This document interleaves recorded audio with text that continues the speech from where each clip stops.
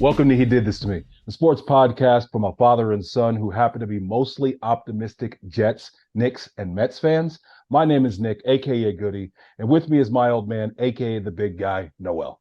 And just like his name, all we do is win. Let's get to the show. It's time to begin. All right, big guy. Big week for the Knicks here recently. Took care of business against the Charlotte Hornets. Won that game easily. Next night, played against the Boston Celtics, and we lost that game 114-98. Last night, the Knicks go into Atlanta, and they're able to pull out the victory 116-114 over the Hawks. Couple things to get into. I gotta say off the top, I don't understand. Why does it seem like the league and the refs hate us? We got three back-to-backs in the first 10 games. The officiating in the Boston game, in both Boston games, has been abhorrent. It's been terrible. It's been appalling. I went back and I actually put myself through it and I rewatched that game because I was like just texting you nonstop about all the different things that were happening. Between the end of the second quarter and the fourth quarter, there was six definite plays and one possible play that were just totally terrible calls, going obviously against the Knicks. Tatum is already really good. He can already do whatever he wants on the floor. He's super long. He's got every shot in his bag. Great handle for a guy his size. He doesn't need more help. He doesn't need to be able to offensive foul on every single call, push guys off. I mean, there was one play where he's running up the middle of the floor and he pushes Grimes. If Julius ever did anything like that, they would probably call the authorities. It's crazy what this guy gets away with. But talk to me about how you felt this past week. How are you feeling about the Knicks? Anything in particular that you saw? Well, first I'll say, as I've always told you, forget about the refs. You're way too caught up on the refs. Nobody hates us. I don't They believe that do. there is a league-wide hate for us or a league-wide bias No, that they like do. some league-wide mandate. I don't believe that. I believe if you were watching these games and you happen to be a Boston Celtics fan or any opposing team's fan, you would see things the exact opposite way. But anyway, we won a couple of those games regardless of the ref calls. And I think we're playing good ball. We're playing good ball. We're moving the ball much better than we did last year. I mean, surprisingly so. I'm sorry we're missing RJ. I really, RJ was really starting to play well. And the fact that he's missed these last couple of games has been very disappointing because I felt like he was on a real upswing. I'm just so dreading now when he does finally come back from, I don't know, what is it, migraine knee? Who knows what they're talking So about these days. my sources close to the team tell me that it's not migraines, it's the knee. It's a little bit sore. It's no big deal. One of the things that makes me feel good about the knee is that when we have seen him play, I haven't seen any signs of the knee bothering him. So it seems like it's just a soreness thing. Not too much to get alarmed about, but he'll be okay. That's what people are telling me. Okay, it just concerns me because sore knee early in the year quite often becomes something more serious later in the year. I just hope he's okay for the entire year because I feel like this could be a real springboard year for him. Actually, good game the other night from Grimes shooting the ball. He's been a little disappointing. We still need him to be more aggressive, but we're getting things done. Mitchell Robinson has been fantastic. Gotta love the way this guy, between him and Hartenstein, the two-headed monster there in the middle, they're playing fantastic ball. Mitchell is just, I tell you, man, that guy is really, really, really playing his ass off this year, and I'm very impressed with what I see. Brunson's coming around, working into form. I mean, there's some games where he looks fantastic, some games where he just looks great, but I mean, the guy is a solid, solid player. I think the Knicks, honestly, I think the Knicks make the playoffs and everything. Like I said, I think 50 wins is still attainable.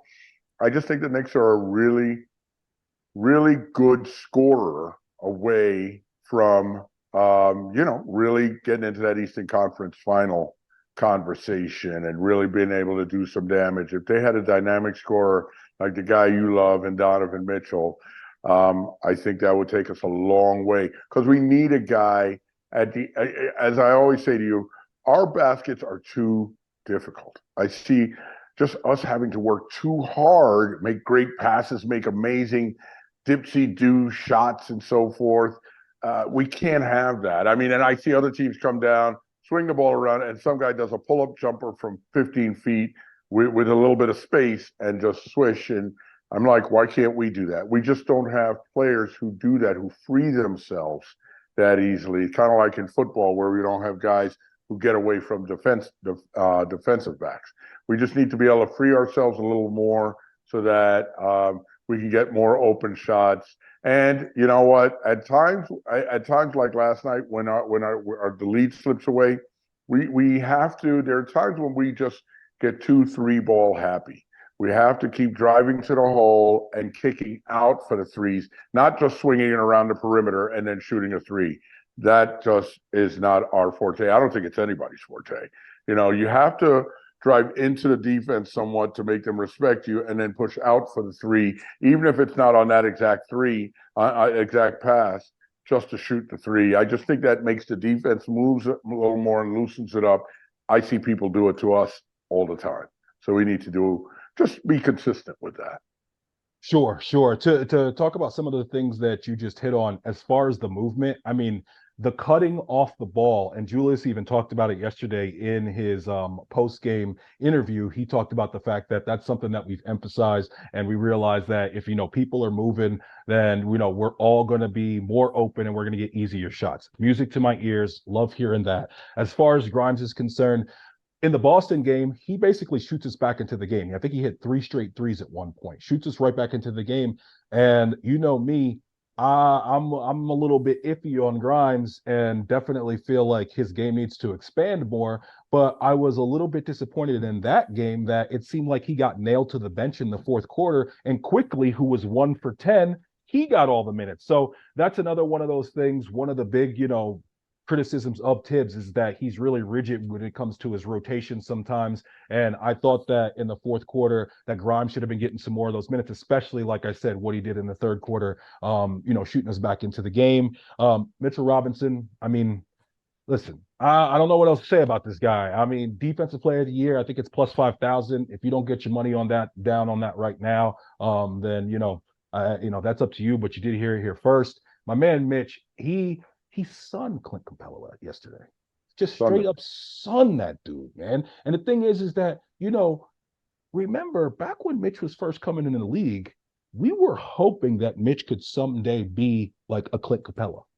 35th pick, second round guy. Now he's way better than Capella is. At one point, Dad, Capella tried some silly shit, and Mitch just like reached out his arm to the side like this and blocked the shot. He didn't even raise it above his shoulder, just like slapped it away like he was playing against his little brother or some shit. Yeah, I mean, Mitch just looks absolutely fantastic. That sequence that he had in the game yesterday where he steals the pass from Trae Young as he's trying to run a pick and roll. He plays it perfectly as he so typically does. Then he gets down the floor. The play ends up kind of going to shit. The ball's about to fall out of bounds. He dives, grabs the ball, swings it back in, and then it gets swung to Brunson, and Brunson hits the three. I think that was within like 3:45 left in the fourth quarter. Fantastic sequence for Mitch, showing all the different things that he brings to the table. As far as Brunson, couple things that I'm noticing with Brunson, and I'm sure as Knicks fans we're all seeing it, but over at Locked On Knicks, you got what's his name, Gavin Shaw and Alex Wolf. I've been listening to them for years, but they kind of broke it down. Really good place. After every Knicks game, they pretty much put up a pod, and they have really good statistical analysis. And one of the things that they talked about was Brunson last year compared to this year and the places where he really lives. So last year at the rim, he was shooting about 60%. So far this year, he's shooting 52%. The short and mid range, that typically is like his bread and butter. Last year, he was shooting 49% on those shots. This year, only 34%. So we're hoping that obviously he is going to progress to the mean, when it comes to those things. The big thing this year that has evened all of that out is he's shooting 43% from three, and he's shooting more threes. So that's kind of what has, evened that out for him. But, I love what Brunson's been doing. I love his distributing lately. That pass that he had to DiVincenzo was crazy last night. And that pass to Julius that was really one of the biggest plays in the game, where he got into the middle and Julius cuts down. He passes to Julius, and then Julius finishes with the up and under with the right hand. And that was Mm-hmm. like with like a less than a minute to go. I mean, everything about that play is like, what we're begging to see. Brunson getting into the paint and being able to find open men, people cutting off of the ball, Julius being able to take, the layup of least resistance and finish with his right hand. All of that looked great. Yeah, I mean, I don't see, and this is one of the things that I want to get into specifically is this whole narrative that, like, I feel like whenever anybody talks about the Knicks, whether I'm watching, Kendrick Perkins or I'm listening to Boomer and Geo, the conversation always ends on, yeah, but where's this team really going? Like, what's their ceiling with their current roster? I don't feel like they do that with any other team when they talk about them, especially a team as young as ours with the continuity that we have.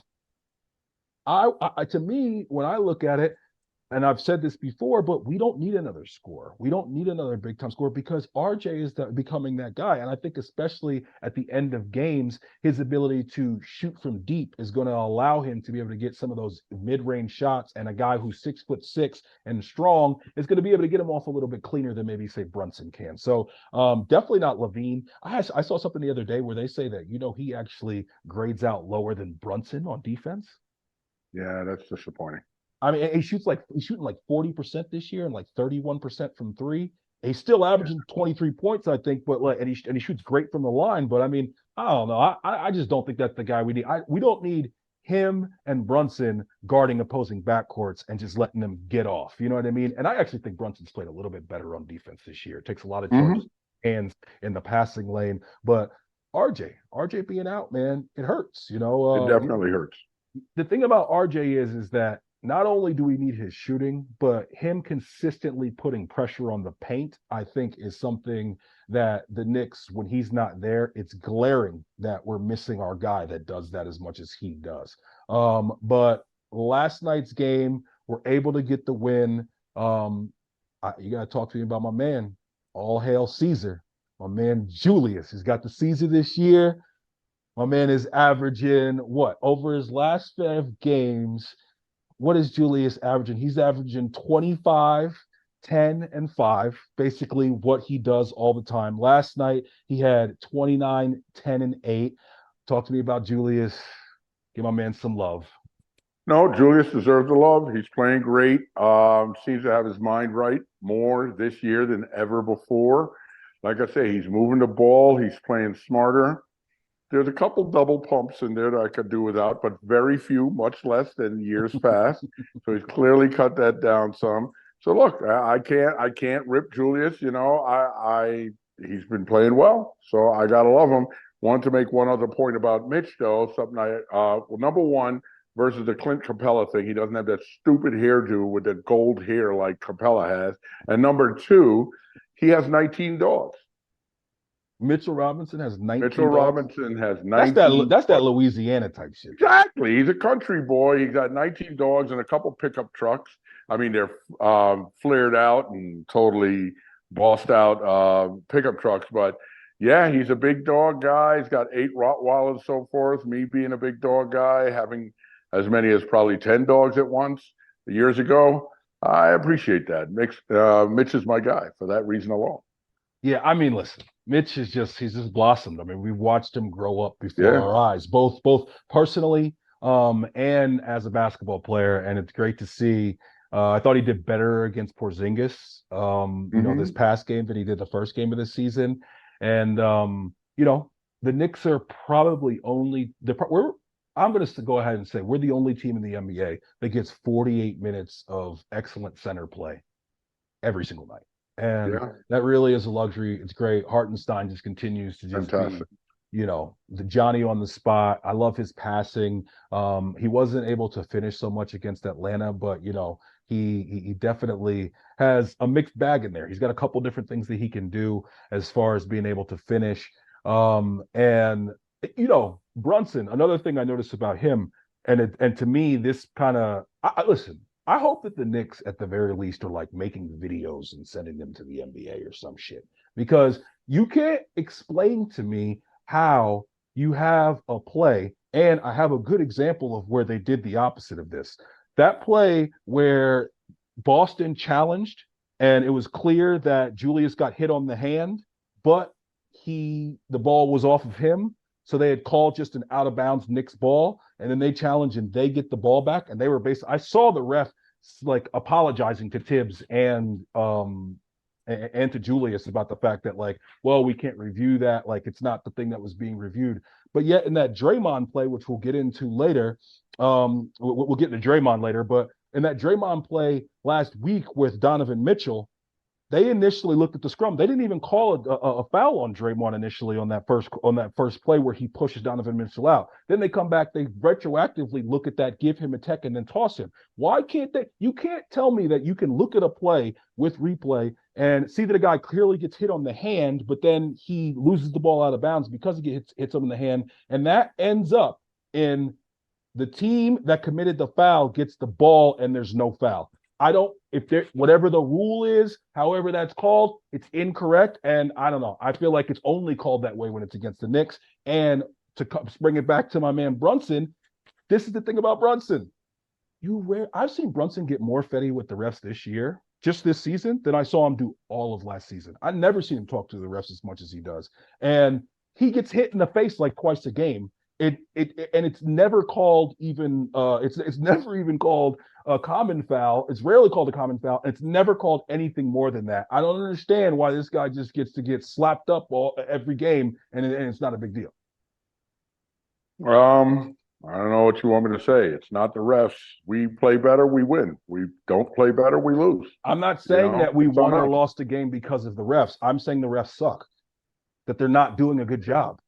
And they've admitted so, twice already this year with the Knicks in like the last 2 minutes report saying that calls were incorrect. I just think they need to be better, especially when we're in a back-to-back with our best players so far this season, playing against the Celtics, who everybody is basically coronated as the Eastern Conference champions already.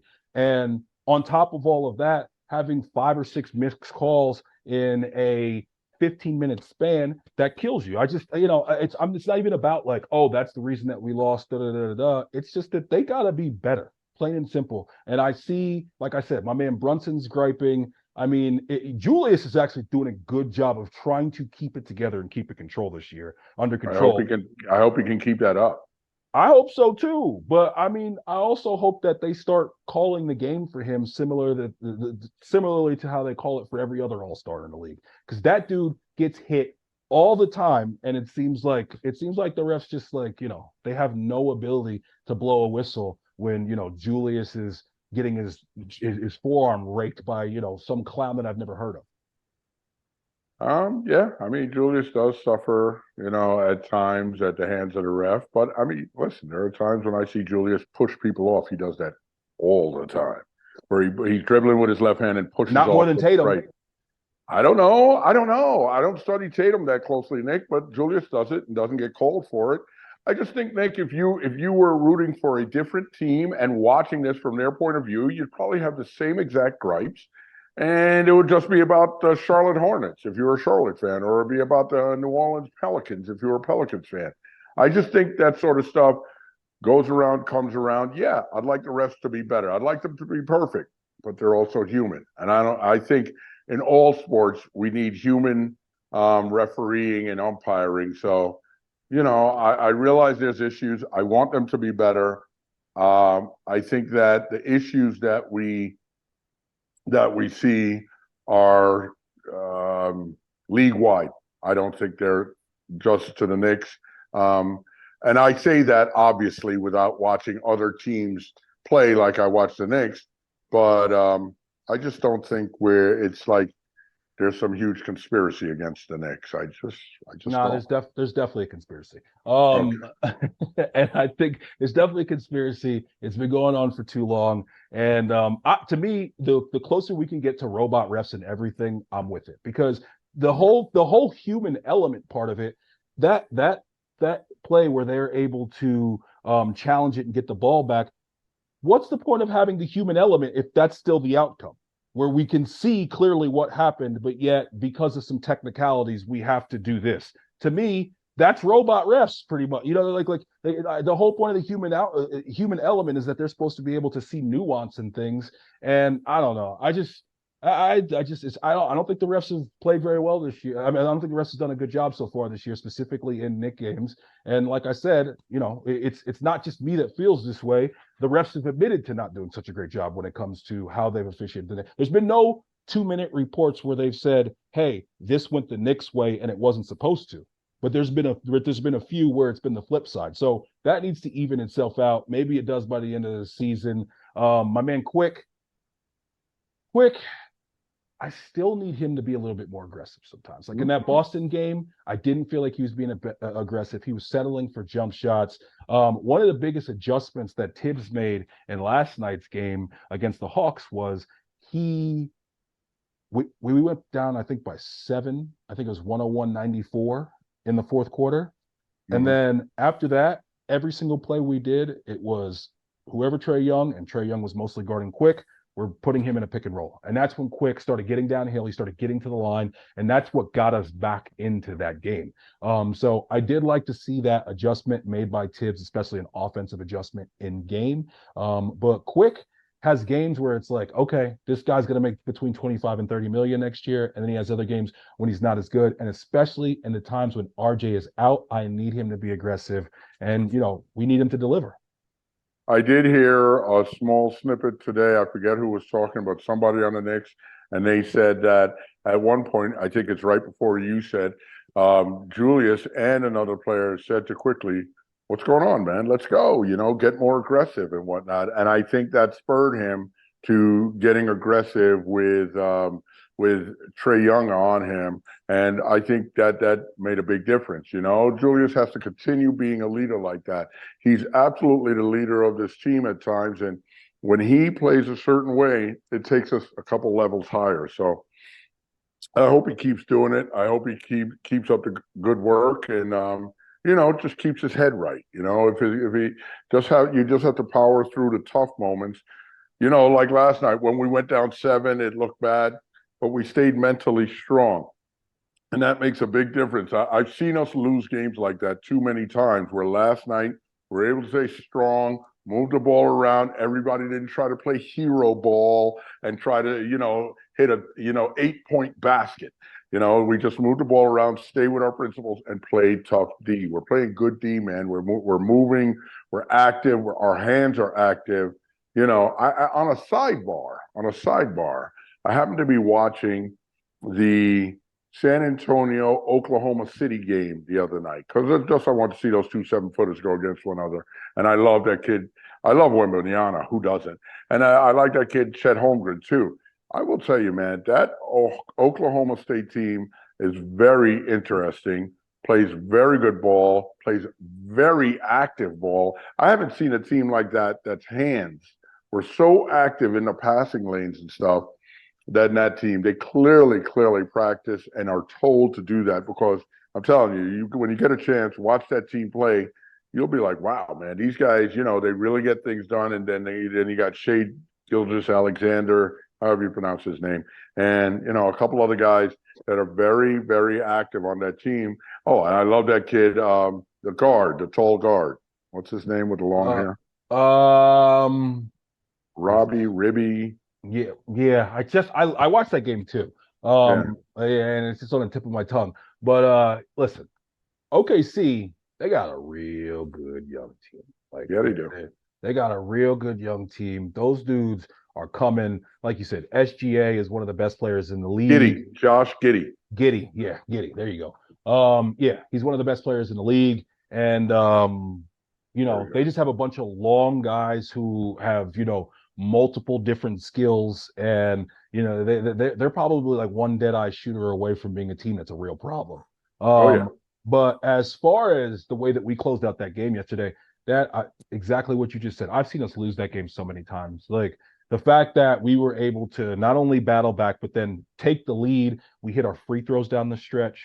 We, just kept making that extra pass. That the play I talked about before, where Brunson passes it to Julius. I mean, in the waning moments of the game, being able to get a layup off of penetration and a dish like that, that's not something you see in the NBA a lot. You know what I mean? A lot of times games become very ISO happy, once you get into crunch time. So I loved seeing that. And then the Julius, great pass out to my man Brunson for three, and that pretty much sealed the game.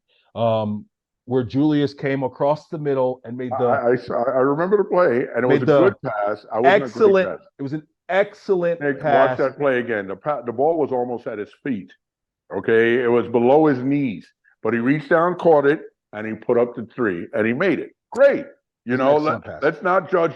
You're judging the pass because it became an assist. It wasn't a great pass. It wasn't like in a shooting pocket, but he got the ball to him, and he was able to handle it and make the shot. I wasn't critical of the pass. I'm just telling shooting pocket. He's not Jason Kidd. Great pass. He's not Jason Kidd, but he gets into the paint, draws the defense, kicks it out to a wide open man who hits the game sealing three. That's an excellent pass. And Julius is an excellent passer. He's averaged over 5 assists every year he's been on the Knicks, except for last year where he was readjusting to getting a brand new point guard and he only averaged 4.1. He's averaged over 5 assists every other year. He had, 8 big assists last night.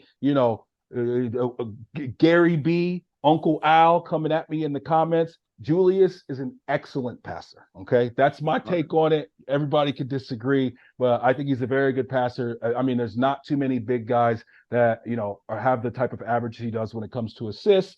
And, again, like I've made this, when it comes to 10, 5 and 5, 25, 10 and 5 lists, it's like Joker, Luka, and him. So he's playing really well. The only thing, he's playing very well this year. Just stop dribbling the ball around Jason Tatum because you're going to get stripped. His arms are too long. His arms are too long. And Julius simply cannot do a dribble that's lower than his nipple. Okay? It just doesn't happen.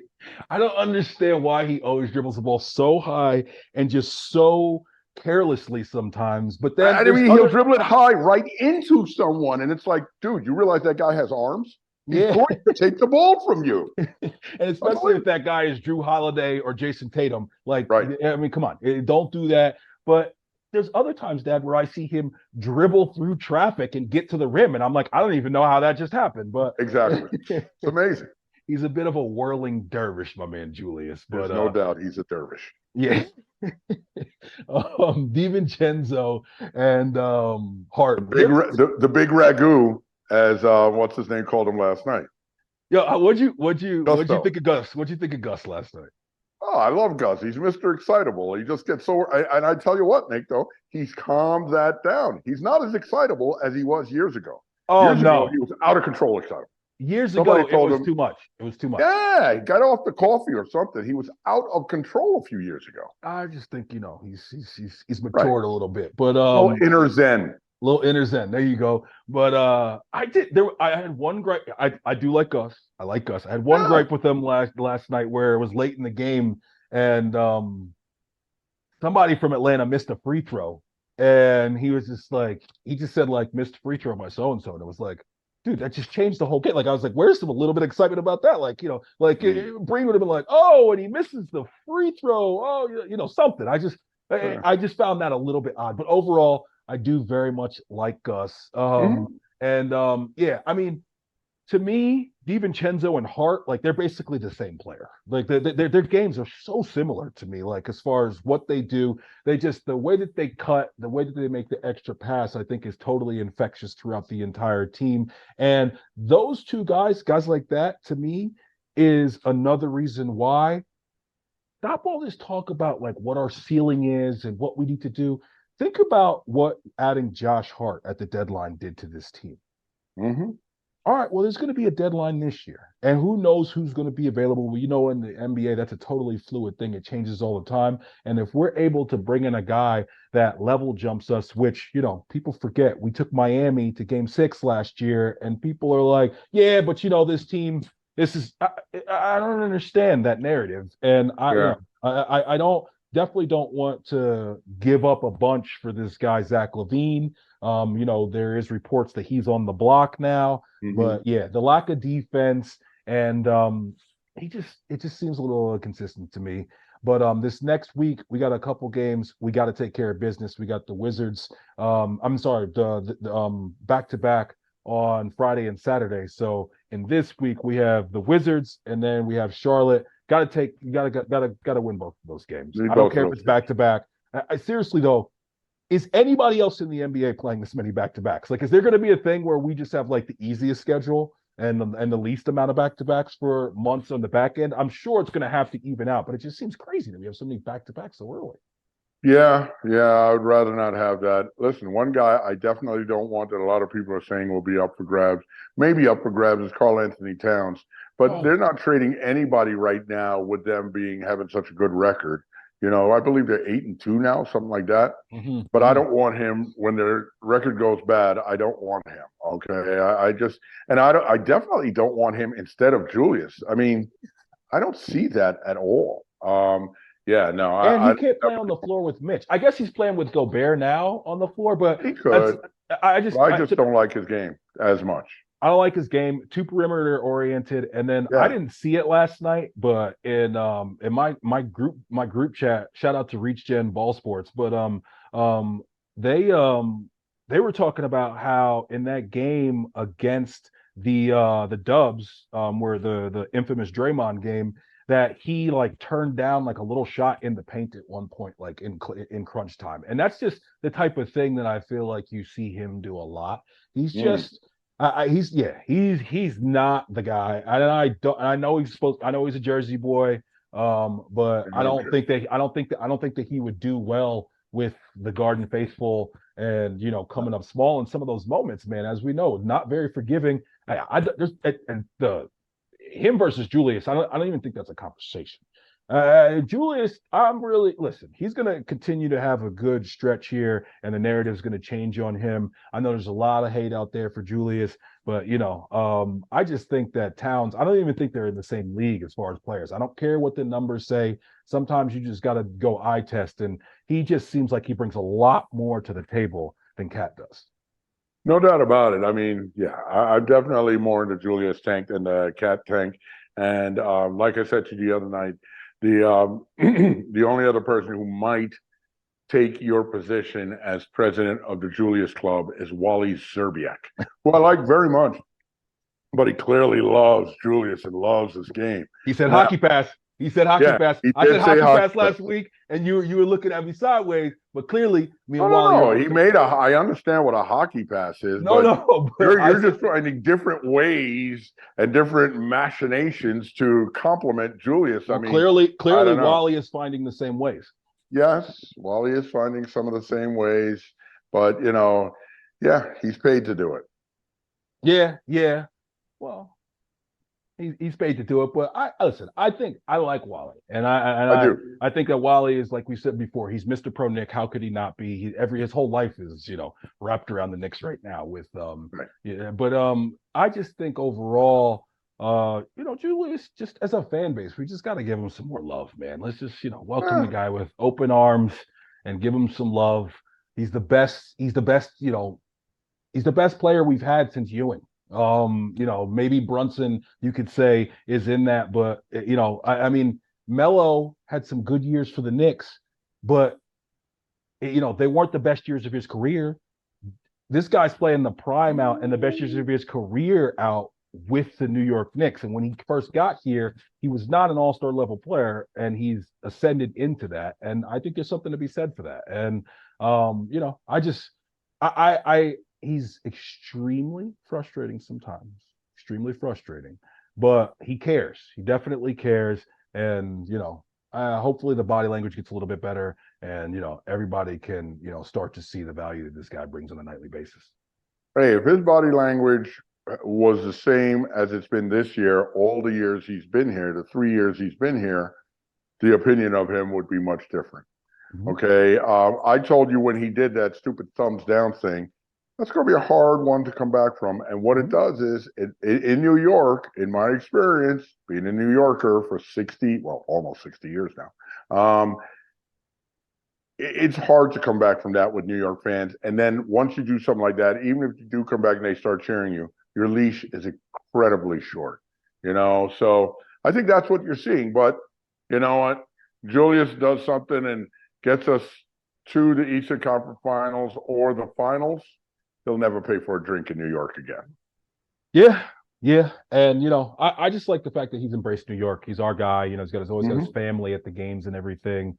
I saw even on that Sunday matinee game, he was holding his kids during the national anthem, which I thought was pretty cool. Just like had him out there on the floor holding them then. Shows how strong he is, because as a person who has small children, sometimes holding them just like that with just one arm can get pretty tiresome. But yeah, man. Yeah, Julius, Knicks, we got some stuff to take care of here in this next couple weeks. The schedule lightens up a little bit. Let's get up to 5, 6 games over 500. Get Right. RJ back. Get Grimes being more aggressive. And I definitely think that we got through this tough patch as far as schedule wise, and with missing RJ, and we came out of it, with our head above water. So looking forward to see how the rest of the season plays out. Yep. Fingers crossed. Absolutely. All right, so let's go ahead and pivot over to the Jets. They lose 16-12 to the Raiders. Another tough one. Offense putrid, absolutely brutal. This is a game that I'm seeing even a lot of people in the media saying, like, can't put this game on Zach Wilson. He had some really good throws, had a lot of big drops from some of the players that we typically feel like we can count on. We'll get into that a little bit more specifically. And I also, listen, the pick that he threw, brutal pick, brutal time in the game to throw the pick. There's no real excuse and say like why he threw the pick, and also, by the way, Lazard was wide open on that play, but he had no chance to even look over at Lazard because Max Mitchell got pushed on his back and he had a man right on top of him immediately. So, no, but I think he was trying to throw the ball to Lazard when no. when he threw the pick. Who was the intended receiver? Lazard was up and out. It was the receiver. I think it was Conklin was the I think it was a tight end. It was somebody running from like the from like the right slot, and or it was either the slot or the tight end, and then Lazard was up and out. He was running towards the left corner of the end zone, but he was wide open. But there's no way that Zach could have even looked over there. He didn't have the time because there was a guy right in his face in less than a second and a half. So I mean, just overall, the team is a tough one. But I'm gonna kick it to you. Talk to me. How'd you feel about the Jets game? Well, one, on that interception, not a great throw by Zach. He did stare down that receiver and all that. That said, receiver 101, whoever that receiver was, I don't remember exactly, but whoever it was, you're taught as a receiver when you turn around to come back a step and a half towards the ball. Whoever that receiver was, he sat down, waiting for the ball to come to him. And the linebacker stepped towards the ball. That's how he was able to get the interception. Now, as a receiver, if you step towards that ball, the worst that happens there is an incomplete pass. Okay, because that linebacker is not going to let it happen. I mean, that linebacker is not going to be able to make it happen if that receiver steps forward there. And it's just something you have to do. That's what receivers are taught to do. Come back to the ball on almost every pattern, unless you are literally running away from the line of scrimmage. Every other pattern, you're supposed to come back towards the ball. And they didn't do that there. And quarterbacks expect that, because they say, listen, I'll give you this ball. It's like a 50-50 ball in the middle of the field, but he is, I'm expecting you as your quarterback to help me out here. I'm taking a shot at throwing it to you. You got to make it worth my while. That said, I did think Zach made some great plays that game, some plays we definitely like back. But you know what, man? I mean, listen, there's at least 3 touchdowns we can name: the Osama holding, the drop by Garrett Wilson, there was one other one, but at least 3 plays that would have been virtually touchdowns that didn't happen because of foolishness on the field. And while we can get upset with all sorts of things, we can get upset with Zach. You can get upset with the offensive coordinator, Hackett. It's still about the players making plays. And you know, I know your feelings on Hackett and whatnot and all that, but you know what, man? That flea flicker where Garrett Wilson, Rick, that's the other touchdown, where Garrett Wilson was to throw that pass. That was a well-designed play and called at the right time. Nope, The nope, man nope, was nope, nope, wide nope. open. He would Okay, have but ran into Garrett the end zone. Wilson just left the game with an elbow injury and I came get back that. in. I get that, but I That's also saw I think that's where. the opposite of a well-timed play. But Nick, I saw them talking about it the other day, and they said there's no way that the offensive coordinator who's concentrating on what play to call next and all that probably even knows that a trainer would have had to come to him and say, Garrett's out or Garrett can't do this. So he doesn't know that his best receiver's not in a game because he's out with injury? No, he came out of the game for one play, Nick, and went right back in.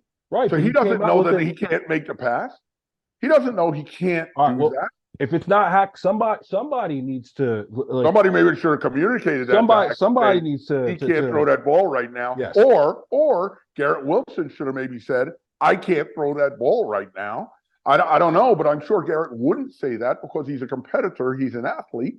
So he's going to want the ball. But, I mean, dude, the way he threw it, I mean, clearly he couldn't make the pass or he just can't throw the ball, one or the other. But, I mean, the ball literally went to the right, out of bounds. I mean, yeah, I think his elbow was hurt. I think his elbow was hurt. I mean, the guy's a former quarterback. I'm sure they've practiced it and he can make that throw. I think his elbow was hurt. I don't know. I'm sorry. So then fake the pass and run the ball, Garrett. I think that's on Hackett. I think that, you know, Hackett, or if at the end of the day he gets the blame because somebody else within, you know, his people that he works with, nobody communicated to him somehow, some way. The guy who just got the elbow injury, who never throws the ball, let's not have him throw his first pass of the season right after the elbow injury. Somebody in the process, whether it be Garrett Wilson, anybody, just don't let that be the result.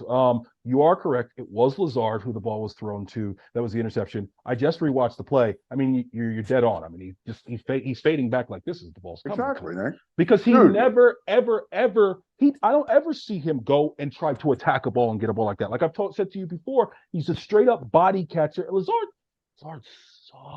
But even if you're catching with the body, you come back to the ball, Nick. I had coaches that would tell you, get you off the field. If you don't come back to the ball, get off the field. Mm-hmm. You know, literally, you know, practice things where you were literally told to run 10 yards down and run back 2 yards, and the ball was thrown to you at 8 yards, and you were diving on the ground because that was a pass that only you could catch. The defender cannot catch. And that's what you have to do. He made a terrible play there. He made a terrible play, and he's got to do better. The holding on Uzama was idiotic. I heard Bart Scott talking about this. If you are a veteran, you have to know that in that play, the one thing I cannot do here is get a penalty. And he didn't just get a penalty, man. He literally grabbed the guy around the body and pulled him to the ground. And by the way, had he not done that, had he just stood in front of the guy, we would have scored. Okay. Mm-hmm. And there was another play where Lazard missed a block. And sometimes blocking doesn't mean you have to blow the other guy up and all that. It just means get in his way for 1 second. That's literally all Brees or some of these guys need. Just get in his way for 1 second.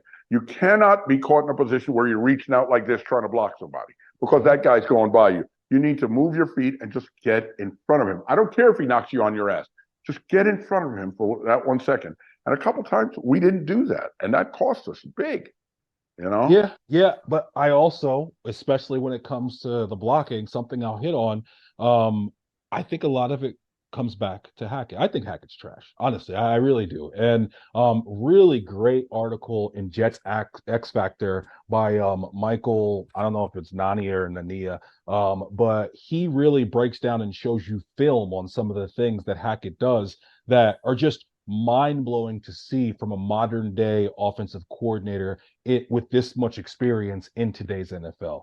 So basically on 3rd and long, we are historically bad. We're converting 7% on 3rd and 10 plus. Nobody in the league is under 10%.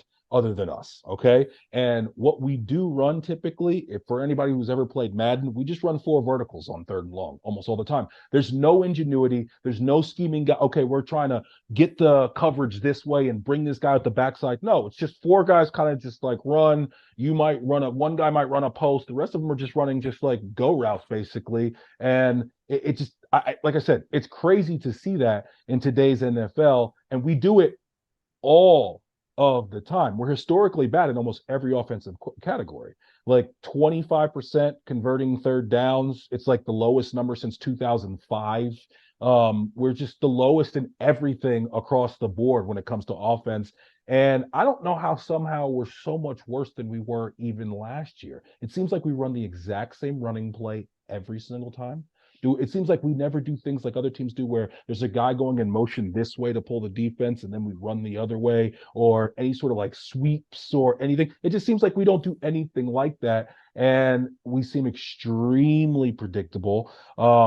And we don't necessarily, and it talks about it in this article, it pointed out the fact that we don't really game plan against other opponents' weaknesses. 2nd and goal from the 12, we run a running play where Lazard, in the play, the way it's designed, Lazard is supposed to have to block this guy Crosby, and Xavier Gipson is the lead blocker. I'm sorry, man, but you're not putting these guys in position to succeed when those are the matchups that we're dialing up. Those are the matchups that we're trying to see. I mean, I just don't think Hackett's very good. I really don't. And I had some buddies. Shout out to my boy Pat. He said that he was he was basically chasing coattails, man, and he was the type of guy who got blown up because of this guy Rodgers. And we're seeing now where we really need an offensive coordinator to give us an advantage schematically, and he simply can't do it. Well, all I would say is get over it, get used to it. He'll be here for the rest of this year and next year at least. So that's the reality of it, man. With Rodgers coming back next year, Hackett's not going anywhere. Yeah, I mean, those might be the case, but I can still say he sucks. Oh, no. I hear you. And listen, I'm not here to defend Hackett. I do think more is just on the players. But I'm not going to stand here and, draw a line in the sand over Hackett. I mean, he could do better. He could definitely do a lot better. Let me ask you this question, because typically I know, growing up with you, whenever a team gets a lot of penalties and they're being undisciplined, I know quite often I've heard you say it when it comes to definitely Rex Ryan, like that you felt like, that comes back to coaching and he's not, getting these guys focused and disciplined enough. How do you feel about how, the abundance of penalties we've had this year? And do you lay that at the feet of Saleh? Well, now, see, I would say to you, though, I think 2 or 3 weeks ago, a couple of weeks ago, we were one of the lowest penalized teams. We've had a rash of penalties in these last few weeks. Since the Eagles game. The Eagles game is what, ever since the Eagles game, and that game too, remember, we had a ton of penalties we were able to overcome. I don't know what's gone wrong, but we were one of the least penalized team. All of a sudden, we're committing these, not just penalties in the number of them, but asinine penalties at the worst time. I'm not sure exactly what you do there. It's a little hard now. Nick, it's a little hard to do a lot of things now because you just simply can't practice guys the way you used to. I mean, to me, from what I know of football when I played, listen, that's how you made guys not commit stupid penalties, is you practice and beat the shit out of them to make them understand that you do this right, or you're going to catch a lot of heat, or you're just going to be out there till you get it right. You can't do that anymore. I guess by the NFL standards, there's but so long and so much you can practice guys. And then, so I don't know. I do like Saleh.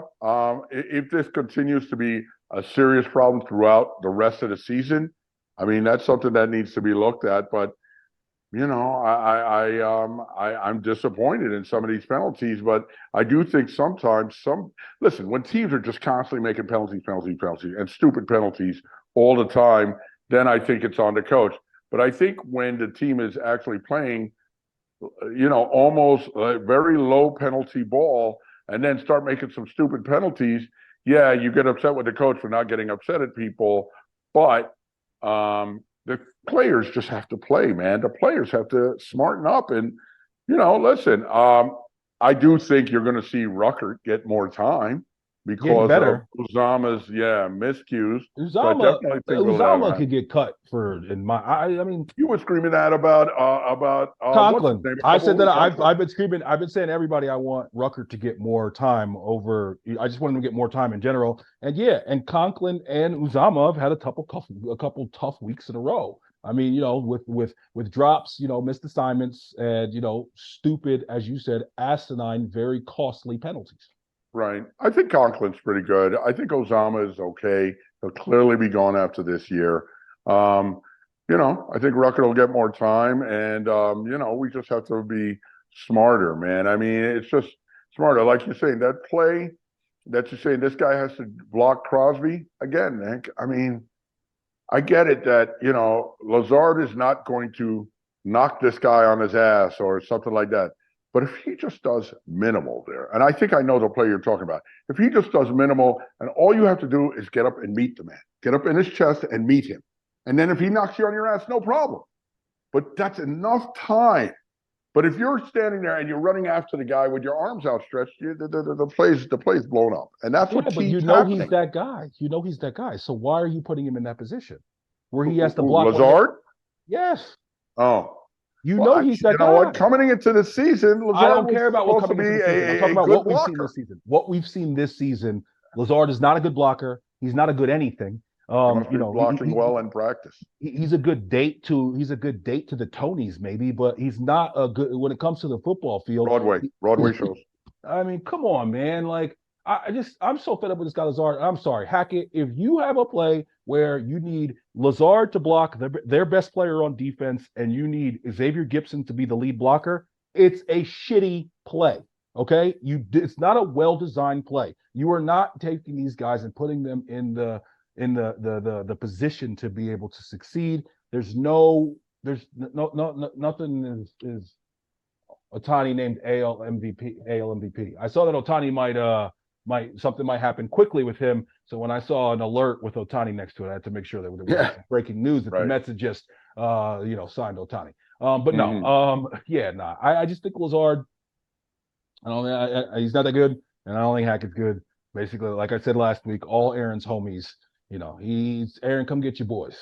And another thing with Aaron and with Hackett. I mean, and this is clear as day. Have you seen the footage of where he calls a play on Hackett calls a play on 3rd and 1, which ended up being a Brees run for -1. Big surprise. And he calls the play, and Aaron disagrees with him, and then walks away and shakes his head. Which Aaron, you got to tighten up and realize that the cameras are always on you, and maybe not, show that for the world. But I mean, I floated this. How bad does it get before you start saying can somebody else call plays? Not gonna happen. Can Aaron Rodgers start calling plays? Not gonna happen. Can we get Aaron directly in Zach's ear? Something. I don't know. They got to do something different. I'm so tired of watching us waste this great defense on a team that is historically bad on offense and just seems to be getting worse. We just sat here and outlined at least 3 or 4 plays that would have been touchdowns, if not for foolish and stupid player mistakes. The design was fine. We just made stupid player mistakes. That's not Hackett's fault.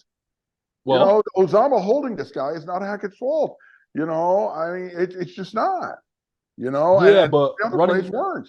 Running 4 verticals on 3rd and 10, that being the number one play that you run on 3rd and 10 plus, that is his fault. Designing that play with, I'm not going to explain it again, but designing that play where you got guys trying to do things that they can't do, in my opinion, is not that it is on him.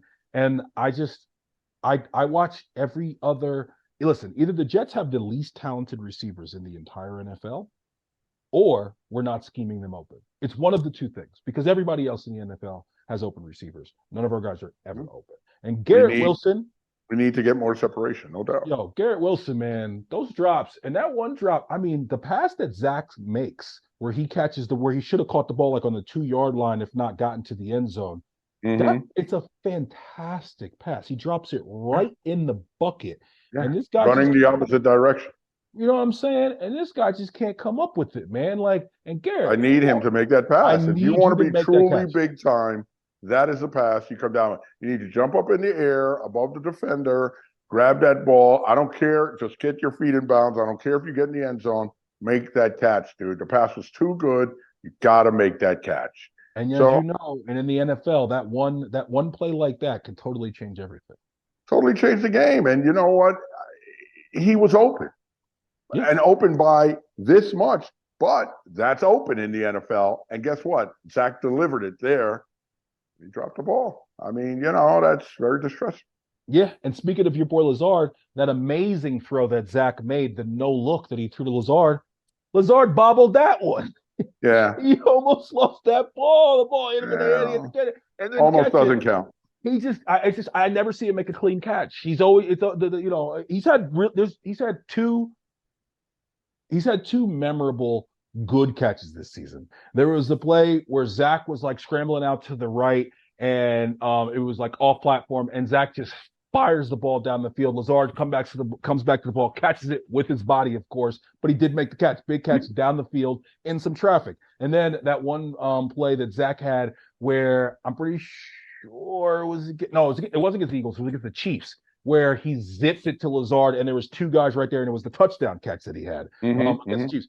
Again, caught it with his body, but yeah, no, I mean, that guy, and now we're gonna have him this year and definitely at least next year as well, That's because we right. just gave him a 4-year contract. We're not gonna be able to get out from underneath that. So I don't know.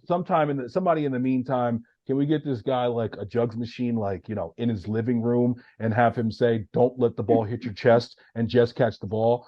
But what did you think of the players only meeting? Those sometimes can be shaky. I mean, look, the players only meeting should have just been like the offensive players only, but you want the defensive guys in there to know your commitment. And listen, players only meetings mean nothing until you see the results on the field. Mm-hmm. And if they play well Sunday, everybody's going to say, "Oh, the players only meeting." I don't think it makes one bit of difference. If these guys are serious and these guys can figure it out and not do stupid shit, then it's I think the Jets have to just have to figure it out and be smarter, play smarter. I think they play hard. They're just not playing smart in critical moments right now. So, and that's costing us, man, costing us big time. The game this Sunday against Buffalo is going to be, I mean, obviously a huge game, but Buffalo is reeling. They got a new offensive coordinator. We have to get in this guy's head. He loves to throw the ball around. He's going to get hurt if he keeps running the ball. I don't care how big he is. You got other people bigger than him who will tackle him. I think, I like our chances against Buffalo this weekend up in Buffalo, but it's going to be a tough game. And, we need to be smart and low mistake ball. I think we'll turn them over at least twice, but we have to have like 0 turnovers to win this game. Yeah, I'm nervous about this game. I'm nervous about this game for a few reasons. More so than just being nervous because Zach Wilson is my quarterback and we have a shaky offensive line. My biggest thing is this. So the players only meeting. Okay, so I'm sure that was a lot of guys like Garrett Wilson trying to say like, "Hey, this is on me. I got to be better." But I think the combination of the players only meeting, which, like you said, things usually either go like this from there or they go like this from there. And it's usually, very stark either way once you, have that kind of, come to Jesus moment. So that makes me very nervous. Also, we cut Michael Carter. I'm not a big Michael Carter guy, but it seems like Jets players, he was a favorite in the locker room, and there's been Mekhi Becton, there's been during, Abenaconda, whatever his name is, one of his interviews, there was somebody like yelling in the background, "Shout to Michael Carter," which reminds me of that like free Mike White shit last year. Right. And that makes me very, very nervous. And I hate playing against a team who just made a coaching change Yeah. because it seems like that shit. Oh, like look at the Raiders. And now they got the new OC, Josh Allen, Stephon Diggs. They can feel like, hey, it wasn't my fault. And Josh Allen obviously is going to be extremely engaged in this game with how he's played recently. Media finally starting to call him out for, the crazy amount of turnovers he creates, like they do some other guys, like say a Dak. And I'm nervous about it for those reasons. Like this, you keep feeling like I keep feeling like, hey, if we, this is the game that you're going to really understand how the rest of the season and what's going to go and what some of the possibilities are. But when it comes to going in Sunday, late game, all the eyes on us. I'm just hoping like this is the get right game for Buffalo. And I'm hoping that, we're able to really make it hard for this guy, Josh Allen. We're going to have to turn him over, like you said. We're going to have to take care of the ball, like you said. And can we please establish some sort of running game? Right. I think that Josh Allen, although yeah, he'll be real focused and all that. Listen, man, in the back of this guy's mind is the stupid turnovers he's been causing, is the losses he's been causing. If we turn him over early, he's going to be pressing, and that's where we take advantage. Hopefully, this is a huge game. I mean, this game will say a lot about the rest of our season. If we lose this game, I think it'll be extremely hard for us to even think playoffs. If we Yeah. win the game, it'll still be hard. But we got to have this game for divisional reasons and for the one-loss record. So we'll see what we do. But I mean, it's gonna be a dogfight, man. You know that these guys aren't giving it up easy, and I believe we're gonna come out there ready to play and determined. So we'll see. We'll see what happens, man. Yeah, I mean, it gets really hard to tread water and even think about a mid-December comeback from your boy Aaron Rodgers if you lose this game. So, hey, straight from his mouth, and Salah's No, no, no. confirming I that. heard he did not say mid-December. I heard somebody else threw that out there, but he said he's going to try and come back as soon as possible. That'd be great. I mean, if he can come back, great. But if not, I just don't want to see him go out there and get hurt again, and then just be lost for the next year. I mean, it's all up to the doctors, man, and hopefully they just make the right call for him. But it would be remarkable, that's for sure. Yeah, yeah, no, we'll definitely see, and the conversation will. I think the conversation about the Jets, it'll just be same old Jets, season's over, or it'll Hmm. be, hey, these guys, they got a chance if they get in, they can make some noise. So we'll see. We'll see on Sunday afternoon. Switching over to the Mets real quick. Did you see any of Mendoza's his introductory presser at all? I saw very little of it. I did see what he said about Willie Randolph, how much he loves Willie Randolph, possibly the bench coach. I see some people speculating about that. I like what this I guy's didn't know got to that. I say. would love for Willie to come back. Yeah, no, But no. also He the said he bets. loves Willie. He I know. I saw absolutely. that. I saw that. He said that And they said, Willie. would you consider him as a bench coach? He says anything's possible. I'm just putting this all together and so forth. But yeah, I think that would be great, especially dealing with New York and all that. Although this guy's been in New York long enough, uh, he seems like he knows his stuff. A lot of people have very high opinions of him. And Willie's a big fan of his, and I like Willie. So, I feel good about it, but I always feel good about new managers. Shit, I might have felt good about who was the banana who we had a Mickey couple times. Callaway. Yeah, that guy was a clown. But when he first came, at first I thought, oh, this guy's pretty good. He sucked. And Mickey Callaway, and then there was another guy. Well, Rojas. Oh, Yeah. Rojas. Listen, I still don't dislike Rojas. Mickey Callaway, Yeah. as you said, he was a fucking clown. But He was out grabbing, playing grab ass and shit. yeah, yeah, yeah, yeah. I actually saw somebody said, "Hey, when the Mets make a hire, you just have to hope that they actually make it to the season as still the person that they've been hired to be." We've had some bad history with that recently, but Yeah. yeah, man. Listen, this guy Mendoza, I try not to get too hype over any sort of introductory press conference, but I'm always gonna be optimistic, as we always say. The big thing that I saw that I thought was cool is I think this guy does a really good job of dealing with the media. And I think that obviously when it comes to the New York media, that's important. He's very glib. He's even, I love the line of, I can't wait to sit down and talk to Gary, Keith, and Ron. That's going to, Love it. indoctrinate you with the Mets fans and get you in there and get us feeling good about you. Yeah, man. Listen, I like it. Willie is the bench coach. Willie's responsible for the best Mets years of my adult life. Back in 2006 when I was at game 6 and 7 in the NLCS, where we ultimately lost to the Cardinals, and Beltran watched that big hook from Wainwright. Like, I mean, those teams are great, and I even when Willie was out after the two collapses to the Phillies the next 2 years, it was like, I don't really know exactly where we go from here, where we're going to find a guy who's more well suited to be able to, be at the helm when it comes to the Mets. So would love to see him as the bench coach. We'll see what Mendoza can do. Should be an interesting offseason. Feels like there's a lot more people that are in the Yamamoto sweepstakes these days. So we'll see how that all plays out. But yeah, Mendoza, I feel good about it. I feel better about it every time I, read something about the guy or hear him speak. Brings new meaning to when Keith says that this guy is below the Mendoza line. You That's know? good. That's good. That's good. Yeah, no, yeah, for sure. And I'm sure Keith will figure out a way to work that in. Of course. All right.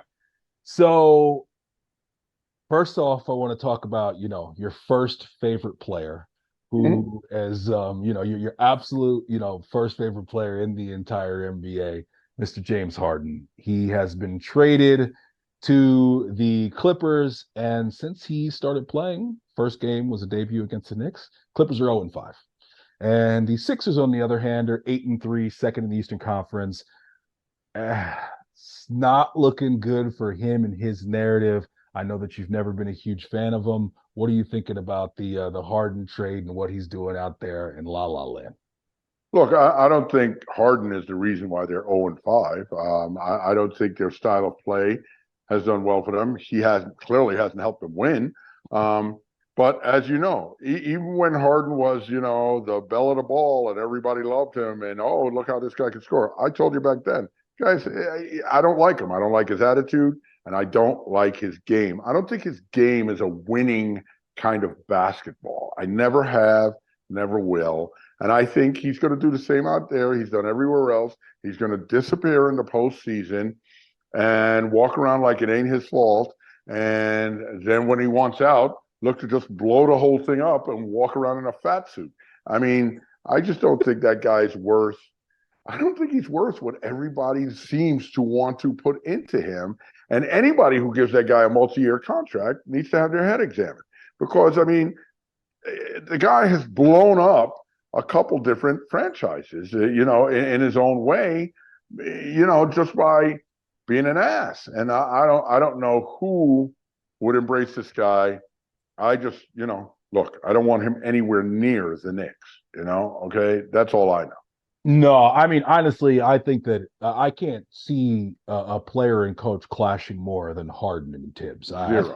That would be an absolute, yeah. Listen, let's They forget would be talking about it. fist fighting at midcourt. Yeah, they might fight at midcourt. Well, we'll get into a fight at midcourt here in a second. But Okay. yeah, my man Harden, listen, I've never liked this game just like you. I've not disliked him as much as maybe you dislike him, but I've never like you said, it's just not winning basketball. I don't like guys who are volume shooting like two guards. Like I even back to like the Allen Iverson days, it's really hard to win when that player is the best player on your team. Now there were times where statistically he was so dominant that I was like, listen, man, he's a top 10 player in the NBA. But the one thing that you used to always say that is definitely true, I got to give you kudos, is you used to always say his game's not going to age well either because Nope. he's not athletic in the slightest. And that Nope. little step back daddy, when you're a little bit, a little bit pudgier and a little bit slower, is not as effective. And he's not just that lights out shooter that it seems like he once was. They seem like they're having a hard time figuring out how to play him and I thought the him and Russell Westbrook experiment that was we've already seen that, and Right. the results weren't good. So it's hard for me to understand, why they wanted to make that move so badly. And over on the other end, Philly looks great, and Maxi is now able to blossom into being a legitimate all-star level player because he doesn't have this guy on his team. So yeah, not looking good for Harden, and his overall perception. I think that's been struggling here for a few years now, and I think now, especially if they don't get it turned around in real quick order, it's just going to continue to get worse. Yeah, I think he's delusional. He expects to get a max contract from somebody, and nobody's giving him that. Okay, and again, if there is a GM out there who does something like that, that person will get ripped from pillar to post. No, I don't think anybody's doing that because they know just the baggage is too much with this guy. But we'll see. Okay. I heard somebody the other day, is James Harden a Hall of Famer? And I was like, what? What are we I even mean, talking about here? You see, and no, that's but where I think people get too carried away with statistics. Stop. The eye test will tell you he's not a Hall of Famer, Nick. He's a jerk. Come on, stop. Come on. but the thing is that you get to a point where it's like, dude's got like 10 plus. When you have like 10 plus All-Star appearances, how can you say that guy doesn't get into the Hall of Fame? That's, For up to me, he wouldn't. Because I don't think he's a great player. I don't think he's a great player. He's never made anyone better. Okay, he doesn't make anyone better on the floor, Nick. And he's had some pretty high assist numbers. I know 10, that. 10 I know times. that. Oh, You get caught up too much in numbers. It's I know, not just numbers. but He can have assists and still not be make people better. when it comes to his overall statistics, when you really look at him, he's an absolute first ballot Hall of Famer. There's no that he's made 6 NBA All First teams. There's nobody who's made 6 first NBA. Come on, he's a Hall of Famer. I don't listen. I agree with you as far as how great of a player he actually is, but 10-time All-Star, 6 All NBA first team, one third team. He's won a 6 Man of the Year. He's got 3 scoring championships, and he's led the league in assists twice. There's just no way that guy isn't a first ballot Hall of Famer if he retires today. Yeah. Okay. Well, he's no Nate Tiny Archibald, and now I sound like Mad Dog Russo, right?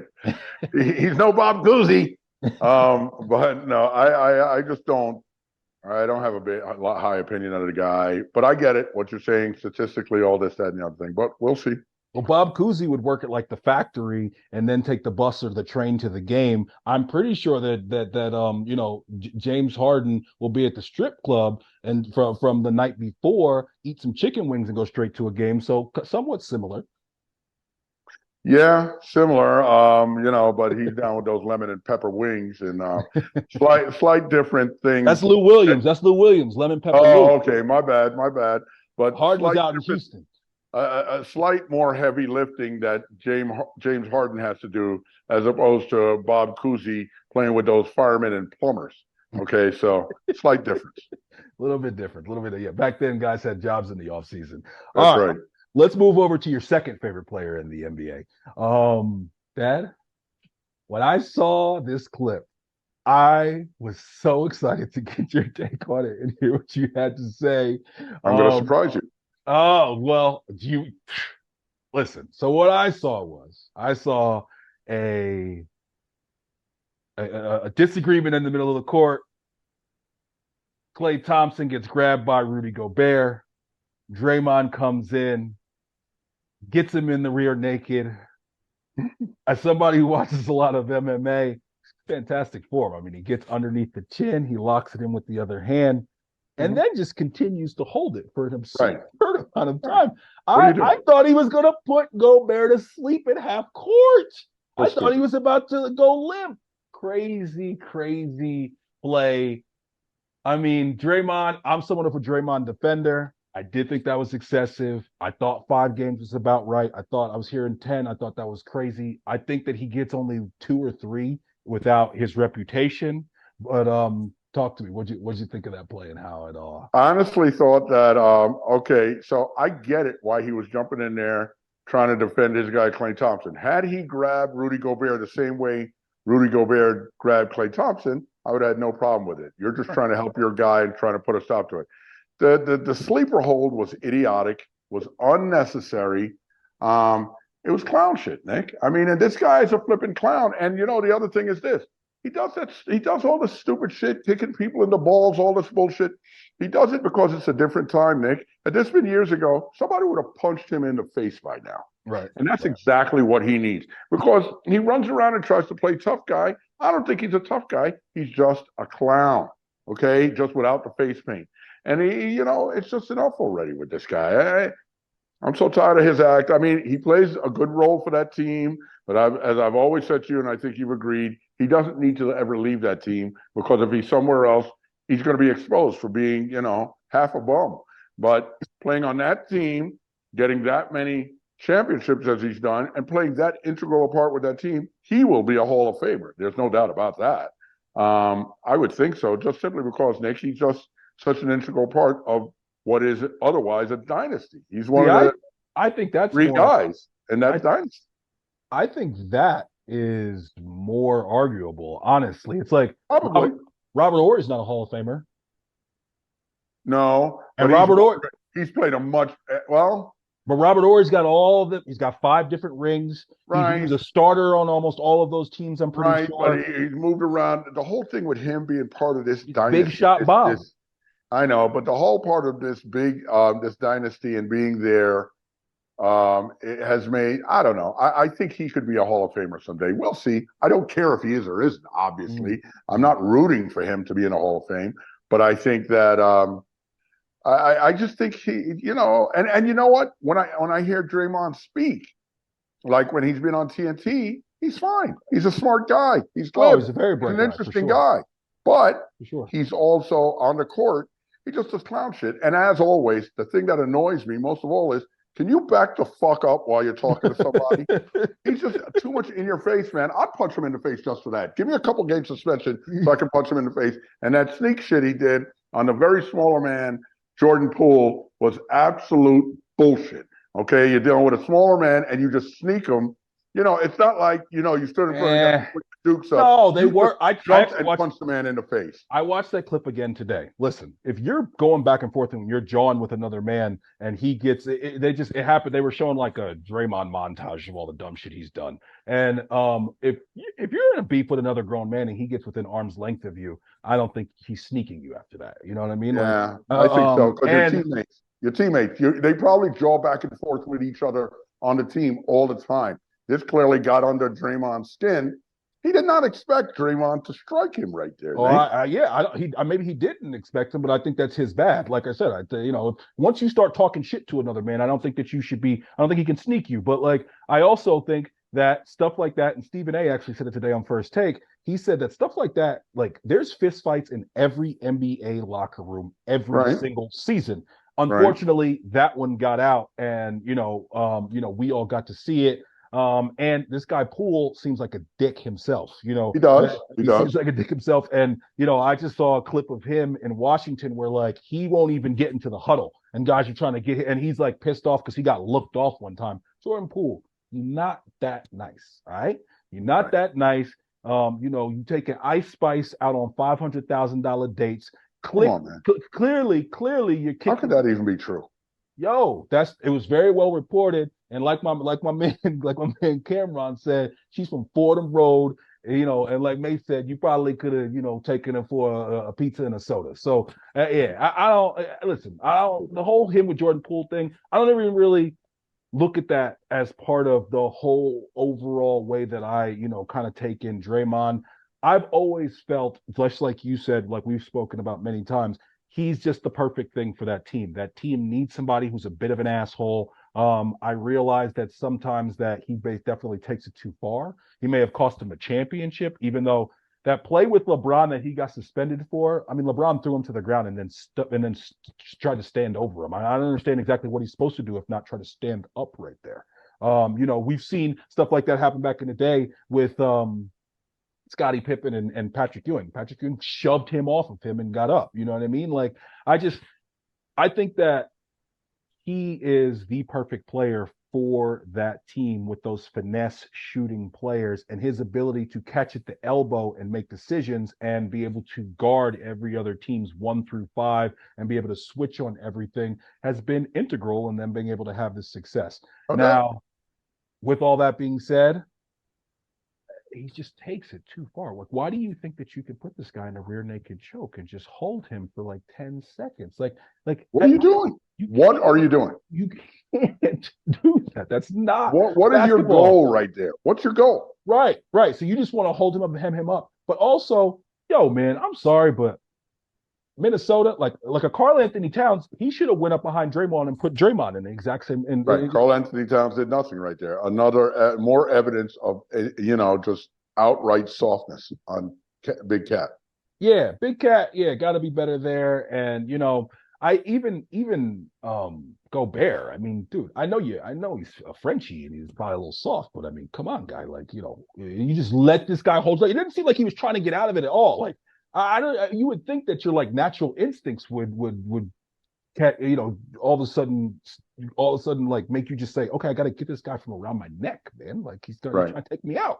Right. But yeah, man, it's just Draymond. The bad part about it is what you're doing is just now you're first of all you're losing, like I think he's losing like $775,000, and then in addition to that, you're now taking a 5 games break from your team, and your team needs you. So you got to be smarter than that, man. Like you said, he's obviously a very bright guy. He just lets his emotions get the best of him sometime.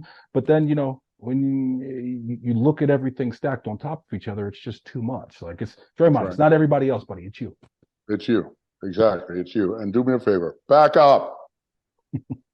Catch us every week on YouTube or wherever you find your podcasts. Please like, comment, and subscribe. And you can find us on all socials at he_did this to me. Love you, big guy. Love you, kid.